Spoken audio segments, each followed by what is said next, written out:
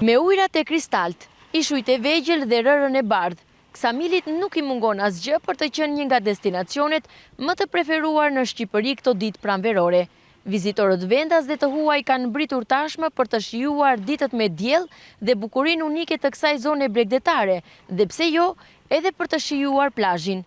Ksamili dhe Saranda janë destinacionet më të mira për ne tashmë. Na kanë pëlqyer jashtëzakonisht shumë. Madje po mendojmë edhe të blejmë një vilë këtu. Sot po shijojmë plazhin, po na pëlqen shumë ujë. Deti është me ujë të kristalt, shumë i pastër. We came for 9 nights. Kemi ardhur me pushime dhe do të qëndrojmë 9 ditë në Ksamil. Nuk na pëlqejnë vendet me shumë njerëz, ndaj kemi zgjedhur këtë stin për ta vizituar. Është hera e parë që vim këtu. Vitin e kaluar kemi qenë në Korfuz dhe këtë vit zgjodhëm Ksamilin.